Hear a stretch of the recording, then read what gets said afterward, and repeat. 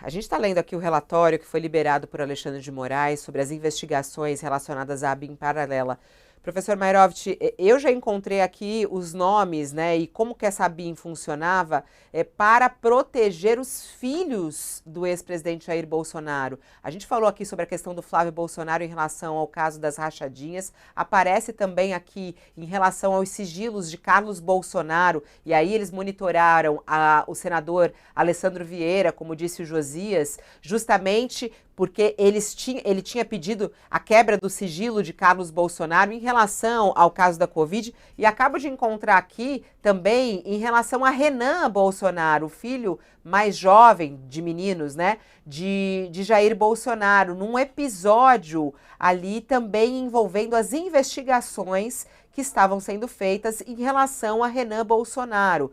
Diz aqui, ó, no relatório da polícia, outro episódio destacado pela autoridade policial na página 14, foi o caso em que os policiais federais destacados, sob a direção de Alexandre Ramagem, utilizaram ferramentas e serviços da ABIN para serviços e contra-inteligência ilícitos e para interferir em diversas investigações da Polícia Federal, como, por exemplo, para tentar fazer prova a favor de Renan Bolsonaro, filho do então presidente da República.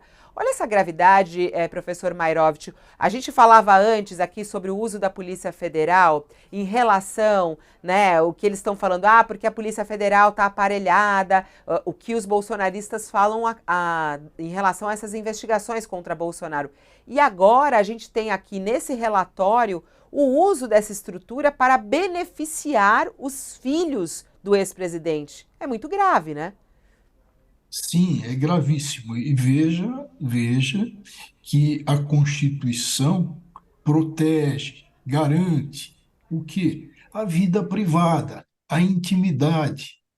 E a legislação estabelece a possibilidade, por exemplo, de interceptação telefônica, mas tudo, ouvido o Ministério Público, com autorização judicial e com relação a certos e determinados ilícitos. O que fez o Bolsonaro? Na realidade, ele atuou como ditador. Ele montou naquele gabinete, e agora eu volto àquela expressão guloso, né?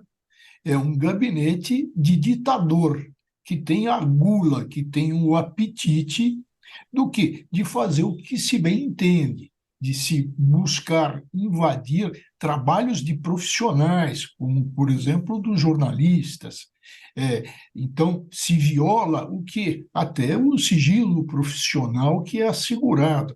Quer dizer, Bolsonaro foi passando por cima de tudo e, evidentemente, rasgando a Constituição. Isso é efetivamente uma ditadura. Isso é uma polícia política que ele instalou para perseguir, para violar a Constituição.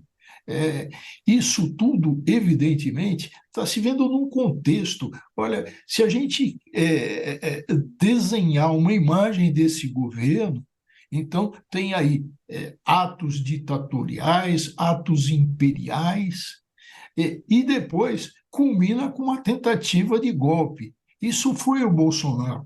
Agora, Fabíola, eu vou falar uma coisa que pode assustar, mas há necessidade de se falar e há necessidade da autoridade de polícia ir atrás. Diante desse quadro, e vamos chamar o Bolsonaro de um tipo Frankenstein.